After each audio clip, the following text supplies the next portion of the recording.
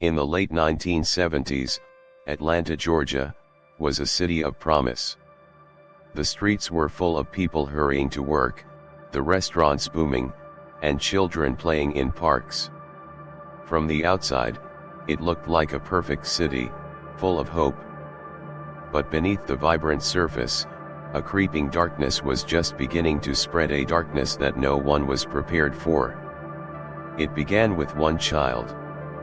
A disappearance so sudden, it was almost as if the child had vanished into thin air. No signs of struggle. No witnesses. Just an eerie absence. The police were unsure, was it a runaway? A tragic accident? They couldn't know that this was the first of many to come.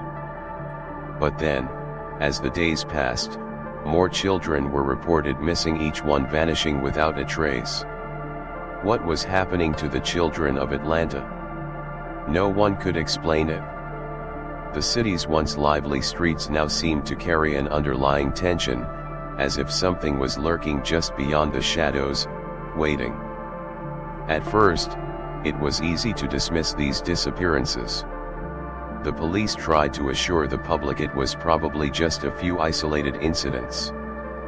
But as the months passed, they couldn't ignore the pattern forming. A pattern of children, often African American, vanishing without a single clue left behind. By 1980, the panic was palpable. The city's people no longer felt safe. Parents kept their children indoors, no longer allowing them the freedom to roam the streets. The question that hung in the air was not who was doing this, but how long before it happens again. The media began picking up on the story. At first, it was just a few headlines, but soon, the whispers of a serial killer began to spread. The more the media spoke of it, the more the rumors grew. Was there one man behind these disappearances, or was it a group? The fear was spreading, and no one knew how to stop it. But fear alone couldn't catch a killer. As the investigation deepened, authorities found themselves up against a chilling realization: the killer was not random. There was a method to his madness. The children were carefully selected, each one fitting a pattern. And with each new victim, the weight of the terror grew heavier. The victims were not only children. The city itself was being torn apart by this mystery. Fear began to seep into everyday life. People whispered in the streets, in their homes, in the grocery stores. Was there a killer among them? Could the person responsible be someone they knew? Someone they passed on the street every day? The city's grip on normalcy was loosening. The public demanded answers, and with each new disappearance, the pressure mounted. But despite the urgency, the police had no clear suspects. No clear answers. All they had were theories, each more chilling than the last. And then, in 1981, the unimaginable happened. A body was found. A young boy, discarded like trash, his life extinguished along the Chattahoochee River. The city's darkest fears had come true. The killer was real, and the hunt for him had begun. What happens when the worst nightmare becomes your reality? When a once safe city is suddenly shaken to its core by an unknown threat? For the people of Atlanta, the fear became palpable, seeping into the air like a poison. The streets, once full of life, now felt oppressive. What began as a handful of disappearances soon evolved into a dark, unsettling truth: children were vanishing without a trace.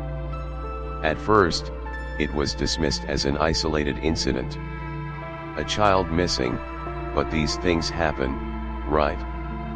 But then another child disappeared. And another. Soon, the frequency of these disappearances became impossible to ignore. What began as a tragic accident turned into something far more sinister. Was this just bad luck, or was there a deeper, more horrifying pattern emerging right under the city's nose? In the face of growing fear, the city of Atlanta was paralyzed. Parents held their children tighter, never letting them out of sight. But fear alone couldn't explain the terror. The killer wasn't random. He had a plan. And that plan was terrifyingly precise. Why children? Why these particular victims? What psychological void does a person need to fill to choose such vulnerable targets? The police were overwhelmed, each case appearing to be a separate tragedy. No forced entry, no signs of struggle, just the victims, silently taken from their homes. As the bodies began to pile up, the realization grew. This wasn't an accident. This wasn't a random event. This was the work of someone calculating, someone who had learned to move in the shadows without leaving a trace. What kind of mind could plan such atrocities? A killer who preyed on children, could it be driven by hate, or was there a darker motivation? What twisted psychology guides someone to make a choice, to decide that a child's life is something to be taken so callously? Was it the thrill of power, or something deeper, perhaps rooted in a history of abuse, rejection, or control? What made this killer's method so terrifying was its precision. He struck with a cold, calculated efficiency. And while the city was gripped in fear, no one knew how to stop him. The police had no suspect, no leads.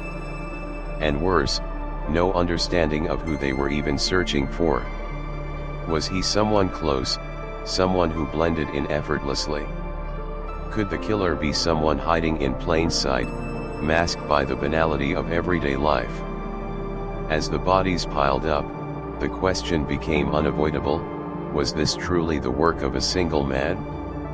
Could one person have this level of control over the city? Or was there a hidden network, a group operating in the shadows? What does it say about a city when it begins to suspect that its own might be the source of such evil? As the year came to a close, the whispers of a serial killer turned to rumors of something far darker. The idea that one man was responsible for all these deaths felt too convenient. Was Wayne Williams the true killer? Or was he a scapegoat, chosen by a city desperate for closure? What makes someone appear guilty? Circumstantial evidence or the growing desperation of those searching for answers? There was mounting evidence, but nothing solid. Williams had been seen near some of the crime scenes, but was that enough to condemn him? Could it be that his calm, almost unbothered demeanor during interrogations was a clue to his guilt, or simply a mask hiding something more complex? Could a man who seemed so ordinary, so unremarkable, truly commit such monstrous acts? As investigators sifted through the evidence, they were left with more questions than answers.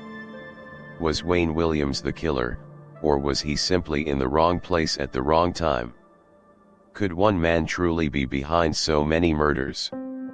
And, if not him, who was the real killer? Was the city looking at the wrong person all along? As the investigation progressed, Atlanta became a city paralyzed by fear. The killer, elusive and unseen, continued to terrorize the community. The murder rate climbed, and the authorities found themselves grappling with a growing sense of urgency. The brutality of each crime was matched only by the mystery of the killer's identity. He moved through the city unnoticed, leaving no trace, no clue, just the devastating aftermath of his actions. With each new victim, the pressure on the investigation grew. The killer's actions were methodical, his strikes precise. No fingerprints. No witnesses. No forced entry. A city that once felt safe now seemed to hold its breath, fearing the next tragedy. How did the killer move so freely, without ever leaving a trace? Was he hiding among them, blending into the daily life of the city he was destroying? Each new discovery brought investigators no closer to finding the killer. The more they searched, the more they felt like they were chasing ghosts. Every new case seemed eerily similar to the last, every victim an innocent child plucked from the streets. The killer was not just hunting his victims, he was hunting their fear. The fear that now consumed the entire city. But there was something more, something psychological at play. This wasn't just a series of random killings. The killer's pattern was deliberate, precise, and terrifyingly effective. The more the investigation deepened, the more the questions piled up. What made this killer target children? Was there a deeper, more sinister reason behind his choice of victims? Was he driven by hatred, or was there something else at work here, something more methodical, perhaps even calculated? As the days passed, investigators realized that the key to understanding the killer's mind wasn't just about the method of the killings, it was about understanding his motive. The city's fear began to take on a life of its own. Parents kept their children indoors, never letting them out of sight. The once vibrant streets of Atlanta were now quiet, their energy replaced by an unsettling stillness. As the killer moved undetected, the public's growing suspicion turned inward. They began to wonder, was the killer one of their own? Someone they passed on the street every day? The idea that the killer might be hiding in plain sight became a terrifying reality for everyone in the city. As each new case added to the list of victims, the city's collective sense of security deteriorated. The killer was not just an unknown figure, they were a shadow that loomed over every neighborhood. Each new murder, each new disappearance, deepened the psychological toll on the city. What had once felt like a safe place for families to live and raise their children now seemed to be unraveling before their eyes. The question was no longer if they would catch the killer, but how much longer they could continue living in this perpetual state of fear. Investigators were no closer to uncovering the identity of the killer. They knew who they were looking for, but there was no physical evidence, no direct connection between the victims and the man who seemed to haunt their every waking moment. Was this a case of a single killer, or was something more sinister at work? Were there multiple killers operating under the guise of one, or was there a master plan that no one had yet uncovered? The killer wasn't just hunting victims, he was hunting their fears. The psychological toll he inflicted on the city was as significant as the physical destruction. A community that had once thrived in peace now found itself in a constant state of alert. Fear had spread like a disease, infecting every home, every street, every life. This wasn't just about finding a killer. It was about understanding the deep psychological damage he had inflicted on the city's collective psyche. As the investigation stalled, the city began to ask itself difficult questions. Was the killer an outsider, or had he been hiding in plain sight? How could a killer blend into a community so seamlessly, without ever drawing suspicion? Was the killer someone who had been living among them all along? Someone they trusted? With each new lead, the investigation seemed to take one step forward and two steps back. The police were overwhelmed, and the city's fear was escalating. But even in the darkest moments of the investigation, there was hope, a hope that the killer would slip up, that they would find a break in the case. But the longer the investigation dragged on, the more it became clear, the killer was playing a game, and the city was the pawn. For months, the city of Atlanta had been suffocating under a veil of terror. Investigators had chased leads that ended in dead ends. The case had become a cold, unyielding wall of silence. But then, in the fall of 1981, the breakthrough came. It wasn't from a new suspect or piece of evidence. It came from an overlooked detail, a small piece of the puzzle that had been staring them in the face all along. The case had been slipping through their fingers for so long, and the investigation had begun to feel like a ghost hunt. But one small connection had been made: Wayne Williams. A local man, a part-time photographer with no significant criminal background, had been spotted near several of the crime scenes. His name had come up in witness statements, but at first, it seemed like a coincidence. However, the more investigators looked, the more Williams' presence began to feel significant. Williams' demeanor was unsettling. He didn't react like a suspect should. During his interrogation, he remained eerily calm, almost indifferent. His behavior seemed out of place, too controlled, too detached for a man who was being accused of such unspeakable acts. Was he simply confident, or was there something darker beneath the surface? Investigators began to wonder if Williams had been playing a game all along.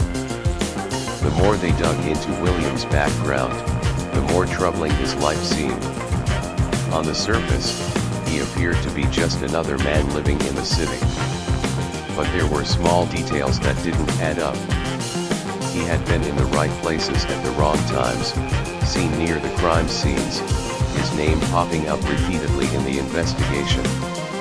Yet, every alibi he gave seemed to be just plausible enough to avoid suspicion.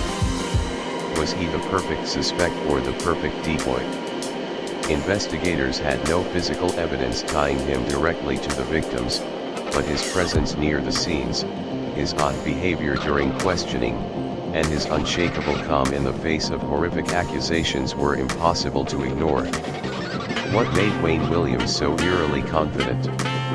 Could a man who seemed so ordinary, so unremarkable, be capable of the monstrous acts that had shaken the city to its core? As the case against Williams grew, so did the questions. Each lead, each clue, seemed to point toward him, yet there was still no smoking gun. The evidence was circumstantial fiber samples, witness accounts, and the mere fact that he had been in the vicinity of the victims. But was that enough to convict him of such heinous crimes? Were they jumping to conclusions? Had they found their man, or had they found a convenient scapegoat? What does it say about the human mind when someone can maintain such calm under pressure? Was Williams' detachment a sign of guilt or a sign of something far more disturbing? In a case like this, where every detail is scrutinized and every behavior analyzed, how does one keep their composure? Was he simply a man who had convinced himself he was innocent?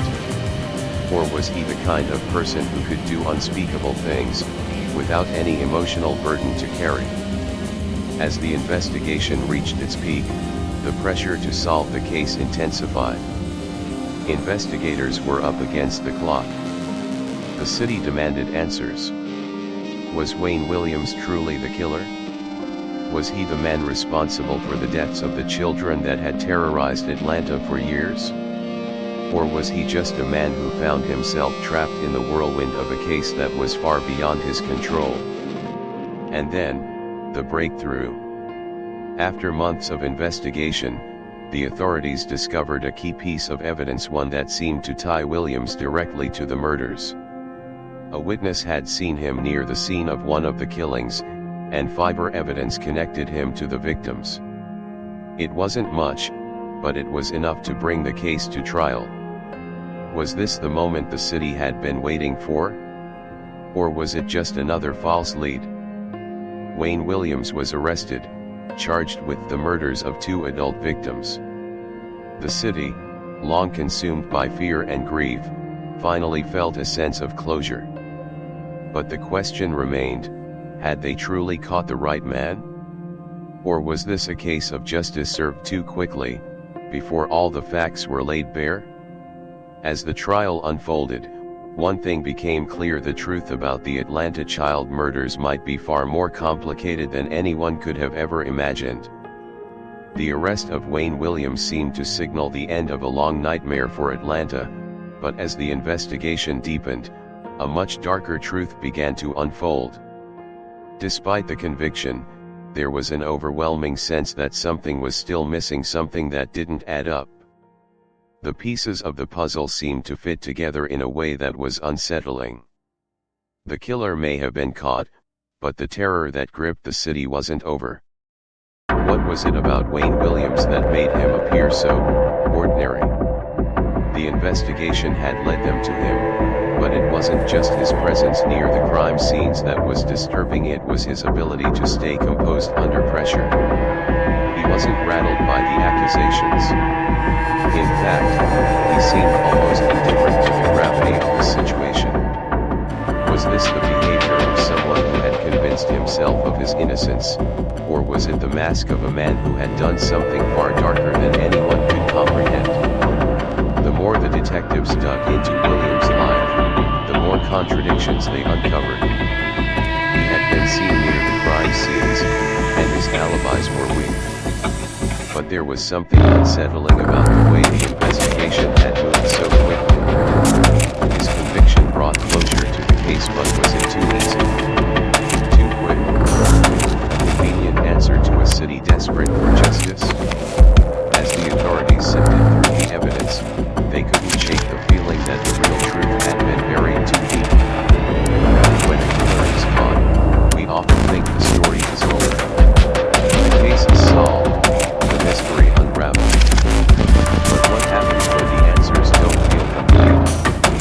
Wayne Williams may have been convicted, but something about his demeanor, the way he carried himself, the way he seemed so detached, made it feel like they were only scratching the surface. It wasn't just his behavior during the investigation that seemed off, it was the way he seemed to understand the investigation itself, almost as if he had been playing the role all along. For all the evidence that pointed to Wayne Williams, there were lingering questions. Why had he been at the crime scenes? Why was he so calm during the interrogation? His actions, his words, they didn't align with what investigators would expect from someone guilty of such horrific crimes. This sense of unease, this feeling that something was still missing, only grew stronger as more details emerged. The city may have wanted closure, but had they truly found it? The psychology of a killer is rarely straightforward. Williams didn't fit the typical profile of a serial killer. He didn't have the outward signs of rage, compulsion. He wasn't an eccentric figure. He was an ordinary man like Murd. But the more investigators learned about him, the more they realized that this calm exterior might be his greatest weapon. Was he playing the role of a man who had been wrongly accused? Or was he truly a predator who had learned to hide in plain sight? With each new piece of evidence, investigators started to see a pattern emerging, not just in the crimes, but in Williams himself. His ability to appear normal, to function in society without drawing suspicion, was chilling. Could this be the hallmark of someone who had committed multiple murders, someone who had convinced everyone, himself included, that he wasn't capable of such brutality? Wayne Williams had the perfect alibi. He was in the right place at the wrong time. But was that enough to explain the mounting evidence against him?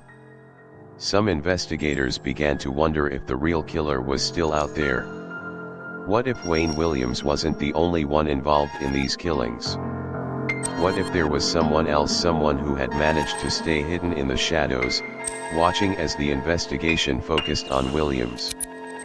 As the trial reached its peak, Wayne Williams' fate seemed inevitable. The evidence against him had built up over time, but there was a sense that something still wasn't right. The more the authorities delved into his life, the more inconsistencies they found. It was as if the closer they got to the truth, the more it slipped away. The city had its man Williams, but could they be sure he was the killer? The uncertainty remained, gnawing at the edges of the case. And so, Wayne Williams was convicted in 1982. But for many, the question remains, did they catch the right man? As the years went by, the lingering doubts remained. Was Wayne Williams responsible for all of the murders? Or was he just a pawn in a much darker, more complex game? The truth about the Atlanta child murders may never be fully known. As the months passed, the city of Atlanta began to settle into a false sense of relief. Wayne Williams had been convicted, the killer was caught. Or so they thought. Yet, there remained a nagging doubt that lingered in the shadows of the case. It was the kind of doubt that gnawed at investigators long after the courtroom had quieted. The question of Williams' guilt was no longer just academic, it was a matter of how well the city truly understood the mind of a killer. The conviction of Wayne Williams was supposed to provide closure, but for those who worked on the case, it didn't feel like the end. The more they thought about it, the more unsettling it became. Was it possible that they had missed something? Could the killer still be out there, hiding in plain sight? The calm composure Williams exhibited throughout the trial, the way he blended into the background, was that the hallmark of a man hiding something? Or was it the perfect cover for a much more sinister reality? A key element in understanding the psychology of a serial killer is their ability to maintain control, to appear ordinary, even sympathetic. Williams had done just that. He had convinced everyone, investigators, jurors, the city, that he was a man just like any other. But the more investigators studied him, the more they saw the cracks in the facade. The behavior during his arrest, his lack of fear during questioning, the strange indifference he exhibited, it all suggested a man who was more than just a suspect. He was a man hiding in plain sight, living a life that seemed normal on the surface but was steeped in darkness beneath. The investigation had uncovered numerous contradictions in Williams' life. His alibis were weak, his behavior strange, but there was still no concrete evidence that directly tied him to all the murders. The more investigators dug, the more they found unsettling gaps in the case. What was it about Williams that made him appear so ordinary? What kind of person could live a life so intertwined with crime, yet blend in with the crowd? Perhaps Williams wasn't the only one involved in these murders. The more Williams' story was scrutinized, the more it felt like they had uncovered only part of the puzzle. His demeanor, calm, almost passive, seemed to hide something far more calculated. Was it possible that someone like him could be responsible for the deaths of so many children, or was there a deeper, more sinister truth waiting to be revealed? As the case went on, it became clear, the man in the courtroom, the man sitting silently in front of investigators, might not be the only one with blood on his hands. Could Williams really be the sole person responsible? The authorities began to wonder if the case had been too neatly wrapped up.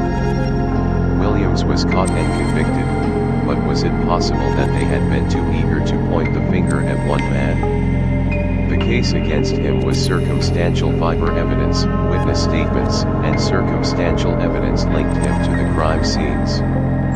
But there was no smoking gun, no definitive proof that Williams had killed every one of those children. Could there be more to the story? As the investigation continued, doubts started to arise. Was the killer still out there? Had they truly captured the right person, or had the city's desperation for justice led them to the wrong conclusion? The deeper they went into Williams' life, the more confusing it became. There were elements of the case that didn't sit right. The question was no longer if Williams was guilty, it was whether the authorities had overlooked something crucial, something that could reveal the real killer. The community, desperate for answers, had found comfort in Williams' conviction, but for the investigators, the case was far from over. The facts didn't line up perfectly. There was a dissonance in the way the investigation had been handled, and a fear lingered that they had missed something important. With each passing day, the question grew louder: had the right man been convicted? Or was the real killer still out there, lurking in the shadows, untouched by justice? As more time passed, a chilling thought began to settle in: what if Williams wasn't the only killer? What if the murders spanned beyond him, and what they had believed to be a singular case was actually the work of a much larger, more dangerous conspiracy. This realization brought with it a new fear: what if the truth was much darker than anyone could have imagined? Wayne Williams may have been caught and convicted, but the questions surrounding the Atlanta child murders have never truly gone away. The fear, the uncertainty, and the doubts remain. Was he truly the only killer, or was there something much larger at play? As the city moved on, the shadows of the past continued to linger unanswered, unresolved, and waiting to be uncovered. The city of Atlanta had moved on, rebuilding, healing. Yet, for those still haunted by the horrors of the Atlanta child murders, the scars remained. The names of the children who were lost would never fade from the memories of their families. They will forever live in the shadows of the city's history. But what of the justice that followed? What of the questions that still linger, unanswered? Though the killer was convicted, there was always something unsettling about the resolution. Was it justice, or was it simply the closure that the city needed? With Wayne Williams behind bars, the questions surrounding his involvement and the true extent of the murders have never truly disappeared. Was he the only killer, or was he just a piece of a larger, more sinister puzzle? The silence of the streets tells a story of its own. Families of the victims still carry the weight of unanswered questions. Could it be that the full truth was buried alongside the children? Was Williams truly the one behind all the murders, or was the real killer hiding in plain sight, untouched by the law? The case may have seemed closed, but for many, the truth remains elusive. In 2005, DNA linked Williams to just 2 of the murders. But what of the others? What about the unanswered cases that still linger in the dark corners of Atlanta's history? Could there be more victims, more killers, still unknown to this day? Despite all the evidence, the question persists: was Wayne Williams the true killer, or was he simply a man in the wrong place at the wrong time? As investigators dig deeper into the psychological profile of Williams, they begin to uncover even more unsettling possibilities. The truth about the Atlanta child murders may never be fully known. But one thing is certain: what happened in Atlanta still reverberates through the city to this day. Was Williams the only killer? Or had the city become the backdrop for something even darker, a network of killers whose secrets remain buried in the past? As time goes on, it's easy to forget, to believe that justice has been served. But what if we're wrong? What if the full truth is still waiting to be uncovered? The unanswered questions continue to haunt the people of Atlanta, and perhaps, the truth is far more terrifying than we ever imagined. The Atlanta child murders may be a chapter in the city's history, but the questions remain. For the victims, their families, and the citizens who lived through it, the fear, the loss, and the doubt still echo in the empty corners of Atlanta's streets. Could the city ever fully heal from such a tragedy? Or would the mystery of the Atlanta child murders continue to haunt the city, unresolved and unanswered? The Atlanta child murders case may have been closed, but its legacy still lingers. The truth, the fear, the unanswered questions, they are a part of the city's fabric. But the story doesn't end here. There are more mysteries to uncover, more unanswered questions to explore. If you want to dive deeper into chilling unsolved cases, unexplained mysteries, and true crime stories, make sure to subscribe to Crime in Review. Stay with us as we uncover more hidden truths and unravel the dark stories that have shaped our world. Thank you for joining us in revisiting the haunting story of the Atlanta child murders. Don't forget to like, subscribe, and leave your thoughts in the comments below. What do you think happened in Atlanta? Do you believe justice was truly served? Join us for more deep dives into chilling true crime cases on Crime in Review.